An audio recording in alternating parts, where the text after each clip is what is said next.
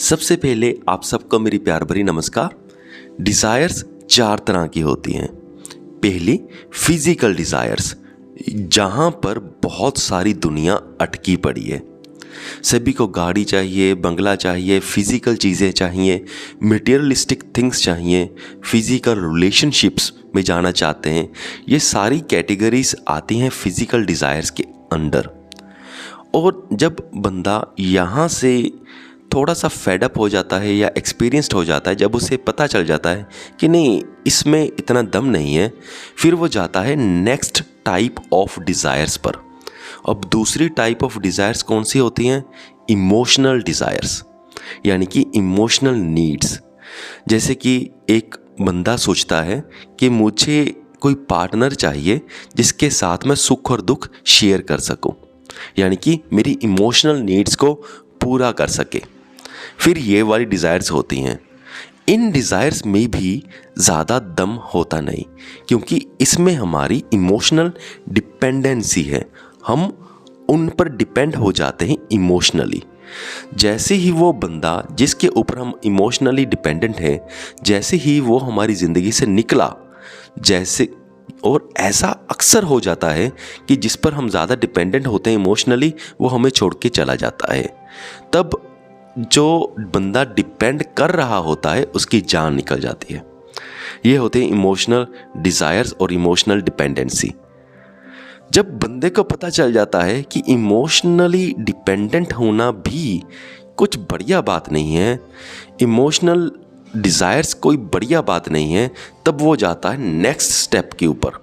और next step क्या होता है? फिर अलग टाइप की डिज़ायर्स आ जाती हैं। ये होती हैं इंटेलेक्चुअल डिज़ायर्स। इस डिज़ायर्स की कैटेगरी में आता है, जैसे कि फिर बंदा कहता है कि मैं लोगों का भला करूं। जैसे कि वो कहता है कि मैं कोई NGO वगैरह खोल लूं, तो उस NGO की मदद से या किसी NGO को ज्वाइन कर लेता हूं, तो उसकी मदद से मैं लोगों की सेवा करूंगा, तो मैं किसी अच्छे कॉज को सर्व करूंगा। या कोई एनिमल्स होते हैं, मैं उनकी प्रोटेक्शन के लिए कोई संस्था ज्वाइन करता हूं या नहीं खोलता हूं। ये सारी ऐसी सारी चीज़ें आती हैं इंटेलेक्चुअल डिज़ायर्स की कैटेगरी के अंडर।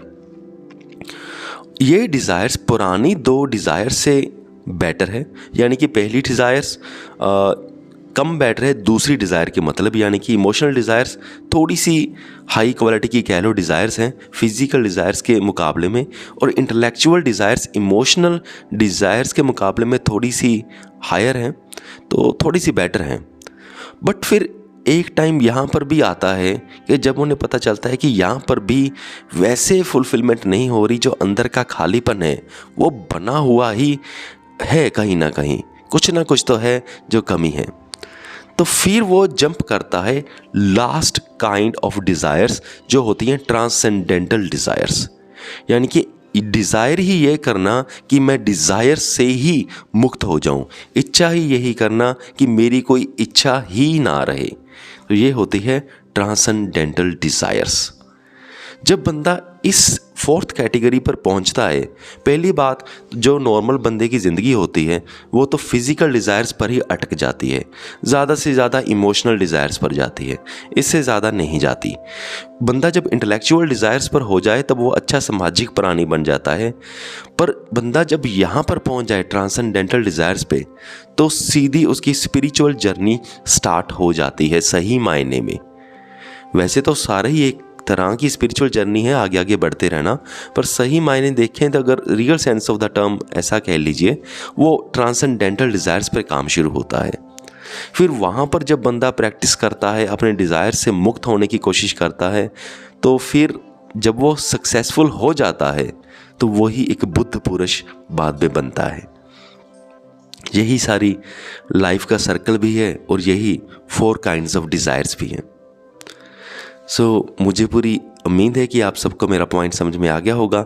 इस वीडियो को यहाँ तक देखने के लिए आपका बहुत बहुत धन्यवाद।